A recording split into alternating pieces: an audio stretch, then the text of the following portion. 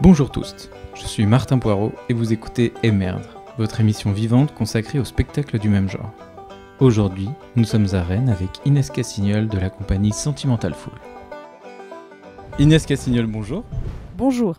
Merci d'avoir accepté mon invitation dans Émerdre. Vous êtes autrice, metteuse en scène et actrice dans la compagnie Sentimental Fool, entre autres, que vous avez créé avec Paul Dupuis en 2016. On constate que l'itinérance et la cartographie sont souvent au cœur de vos créations. D'où est venu cet attrait pour les cartes ? Effectivement, dès le début de la création de Sentimental Fool, la cartographie a été au centre des écritures qu'on a déployées et spectacles. Le goût pour la cartographie, il est venu de lecture de textes situationnistes, notamment La dérive de Guy Debord, qui parle de dérive psychogéographique dans la ville de Paris. Elle vient aussi de mon goût pour la science-fiction et la fantasy. C'est une littérature qui est souvent liée à la création de mondes et où la cartographie est importante. Par exemple, Le Seigneur des Anneaux, avec la carte du Mordor dessinée par Tolkien qui inaugure le roman. Et adolescente, j'ai beaucoup redessiné cette carte. En fait, j'ai toujours aimé par affinité et ensuite c'est devenu un objet de recherche. Aussi, ça a été pour moi un moyen d'aller vers l'écriture puisque quand j'étais en études à l'école de Bordeaux, j'avais comme un carnet intime fait de petites cartes. La cartographie, c'est un outil qui permet vraiment une pensée, je trouve, parce qu'il y a vraiment une sorte de projection dans l'espace et dans le temps. Et je ne sais plus qui dit, je crois que c'est Gilles Tibérien qui dit qu'elle permet de se poser des questions qui sont aussi des piliers de la philosophie, à savoir d'où je viens, où je suis et où je vais. Est-ce que le nom de votre compagnie Sentimental Fool a un rapport avec le fait que dans vos anciennes créations, vous faisiez participer le public au spectacle ? Comme par exemple, on peut voir des brodeuses sur scène dans Vierge maudite. Oui. Alors initialement, c'est une petite blague sur la chanson d'Alain Souchon, Foule sentimentale, mais qui parle des affects des foules, du besoin d'amour. Et comme notre première chose créée, c'était Éducation sentimentale, qui est devenue Tendre Visite, un atelier d'écriture de cartes amoureuses, donc de cartographie imaginaire d'histoire d'amour. Donc il y avait cet aspect de commun, de mettre en commun des histoires, de les raconter à plusieurs. Et ensuite, effectivement, dans Vierge maudite, l'idée de la foule... Bon, après, on n'est pas une foule sur scène, hein, il y a 5 brodeuses. Mais il y a une centaine de personnes qui ont participé à la fabrication de la tapisserie du jeu de loi, qui est le décor du spectacle. Oui, et aussi en prenant une histoire, celle d'Hélène d'Astola, qui est liée à la matière arthurienne. C'est aussi un texte qui fédère beaucoup de personnes qui connaissent cet imaginaire, ces histoires, oui. Donc c'est aussi l'idée de croiser des itinéraires personnels avec des histoires connues. Vous attachez beaucoup d'importance au langage d'artisanat dans vos œuvres théâtrales. Est-ce que cette volonté d'utiliser la broderie ou la poterie est une façon de garder une trace concrète de cet art éphémère qu'est le théâtre ? Absolument, oui. C'est vrai que, surtout quand on est une jeune compagnie, on joue pas beaucoup, parfois. Et bon, alors, c'est pas que ça, hein. Mais je crois que le fait de s'engager dans de la création d'ouvrages au long cours comme des broderies, parce que là, par exemple, Vierge maudite, on va le reprendre cette année, je pense que c'est aussi c'est une forme d'équilibre entre la représentation qui est unique, éphémère, et garder une trace qui aussi est liée à... l'histoire, les tapisseries, il y a aussi quelque chose qui veut faire histoire, quoi. Et pour la grande boueuse, il y a... alors, c'est pas de la poterie, c'est de la terre crue, des sculptures en terre crue qui forment un mausolée. Donc oui, en fait, je pense qu'il y a cette idée de créer des objets qui durent dans le temps. Et comme ces deux spectacles, Je maudite et La grande boueuse, qui sont des contes, des récits.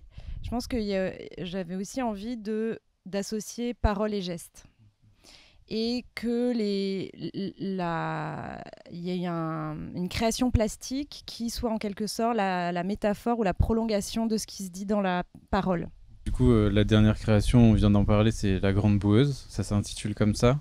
D'où vient ce titre énigmatique ? C'est une féminisation d'un nom qu'on donne au fleuve Mississippi.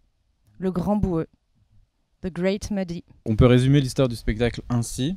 Répondant à l'appel de Jean-Chris, son mari défunt, qu'elle a entendu dans les pages enchantées d'un magazine Géo, Clarisse, une vieille dame, part en aventure sur les rives du lointain Mississippi. Il était important pour vous de mettre une vieille dame comme personnage principal de votre fiction. Pourquoi ? C'est un choix qui s'est opéré au cours de l'écriture et des recherches que j'ai fait pour écrire le texte. Une des raisons, c'est mon intérêt pour créer un personnage de vieille dame. Et alors c'est une vieille dame qui est veuve. C'est pas une grand-mère, et elle traverse dans l'histoire une épreuve liée à sa vie amoureuse passée. C'est une vieille dame aigrie, on peut le dire, qui, à l'occasion de ce voyage, de ce road trip au bord du Mississippi à la recherche du fantôme de son mari, va prendre conscience. Je ne vais pas dire de quoi, parce que c'est vraiment trop dommage de spoiler, je pense, mais il y a l'idée d'une réparation et d'un attendrissement. C'est lié aussi à ce travail de matière avec la boue, la terre, d'aller vers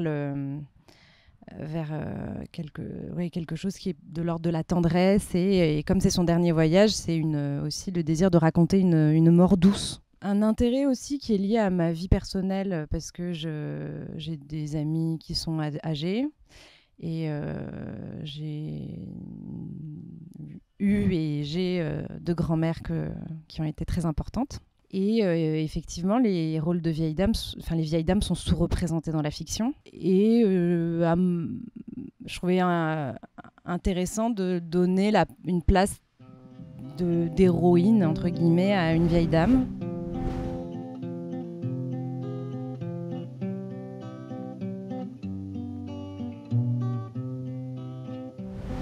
Le spectacle La Grande Boueuse est en alexandrin. Pourquoi avoir fait ce choix-là des alexandrins ? D'abord, ça mêle en fait un aspect pratique de mon travail, qui aussi a une part d'artisanat et une part de poétique. Alors pour l'aspect pratique, c'est la mémorisation et la recherche du rythme. En fait, l'alexandrin se mémorise, et plus facilement du fait qu'il y a des rimes. Et ça m'intéressait en fait de mimer une pratique de transmission orale qui s'est perdue, en tout cas en Europe, et que j'ai pu traverser lors de mes précédentes créations, donc les chansons de gestes. En fait, tous ces grands longs poèmes versifiés. Il y a différentes hypothèses. Il y a des personnes qui disent que c'est des versions qui ont été versifiées quand elles ont été retranscrites à l'écrit.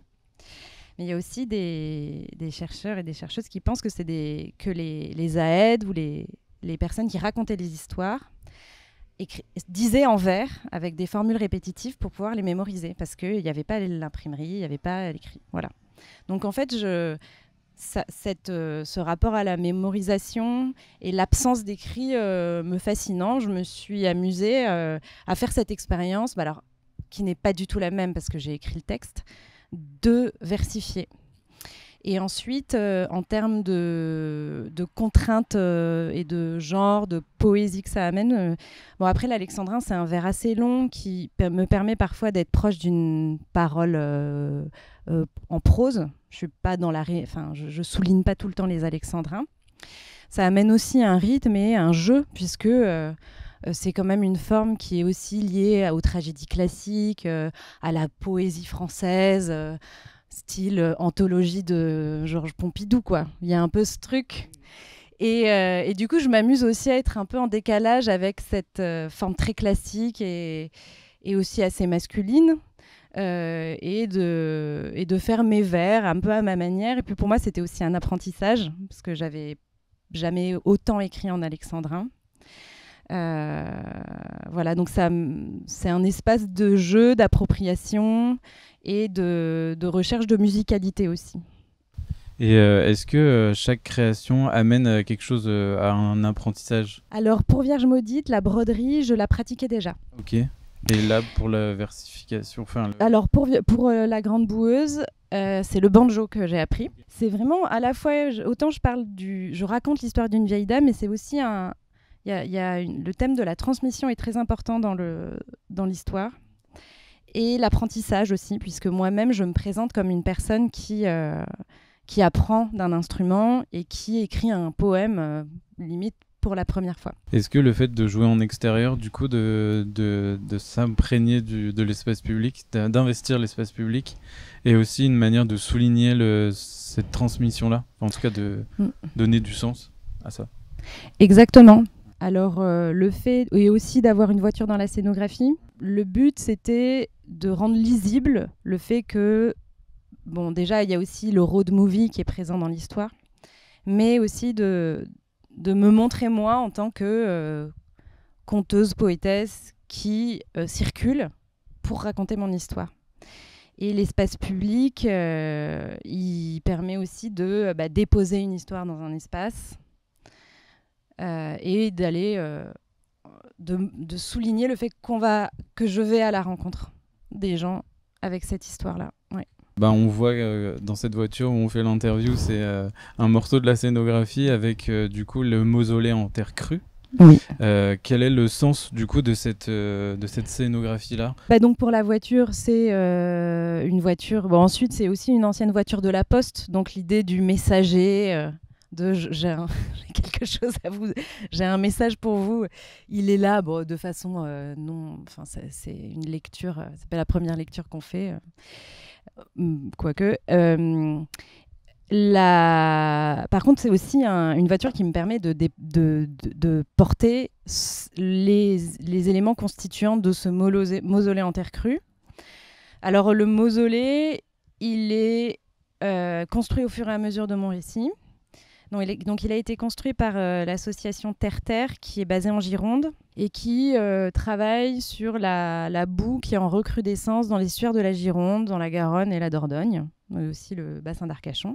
Donc c'est une terre qui est aussi liée à la fiction puisque Clarisse Lefleur, l'héroïne, ou personnage principal, elle vient de cette zone géographique-là. Donc ce mausolée, il est là pour incarner concrètement, c'est une métaphore du texte qui est un mausolée pour cette dame.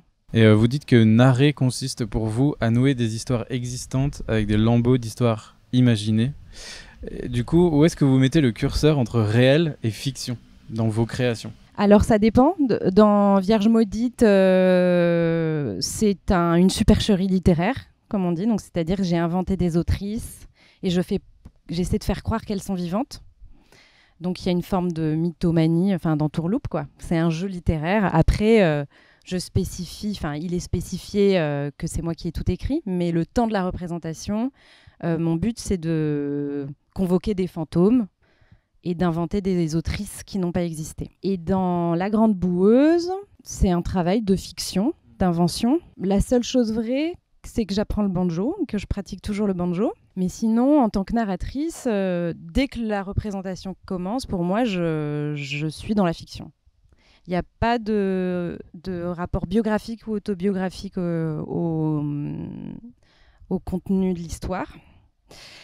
Et après, c'est vrai que le récit cadre de La Grande Boueuse me met en scène dans une situation. Donc, je prétends être allée aux États-Unis et avoir entendu une histoire. Voilà. Bon, ça, c'est un ressort narratif assez classique. Voilà. Pour moi, le but, c'est pas qu'à la fin du spectacle, on soit tiraillé par est-ce que c'est vrai, est-ce que c'est faux. Pour moi, c'est une façon de me projeter moi-même dans la fiction et d'amener vers l'histoire de Clarisse Lefleur et le poème en alexandrin. Et c'est vrai que c'est un plaisir d'invention. Je pense qu'il y a vraiment un plaisir créatif lié au fait de s'inventer une identité qu'on n'a pas dans la vraie vie et de faire de l'espace, du temps de la représentation, un moment dédié à l'imagination. Et voilà. Et justement, cette frontière un peu poreuse entre réalité et imagination, même si c'est pas forcément une intention, le fait de jouer dans l'espace public, est-ce que parfois le fait de changer d'endroit influe sur le spectacle et la fiction un peu? Par exemple, comme l'histoire se déroule, à la fin de l'histoire, j'explique que les esprits du Mississippi sont maintenant dans l'estuaire de la Gironde. Donc quand j'ai joué au bord de la Gironde, j'ai même joué au chantier de Ramassé, donc au Tourne, j'étais au bord de la Garonne, donc qui se jette dans la Gironde. Donc là, je crois que, et aussi quand j'ai joué à Libourne, il y avait une proximité géographique qui m'a amené dans un rapport de raconteuse qui était différent. Mais après, de l'extérieur, c'est pas une question qu'on me pose beaucoup. Est-ce que c'est vrai, est-ce que c'est faux? De temps en temps, on me dit est-ce que tu es vraiment allé aux États-Unis? Mais sinon, c'est assez, ça passe quand même au second plan. Merci à tous de nous avoir suivis. Pour connaître nos actualités, n'hésitez pas à nous suivre sur Instagram et Facebook. À très vite.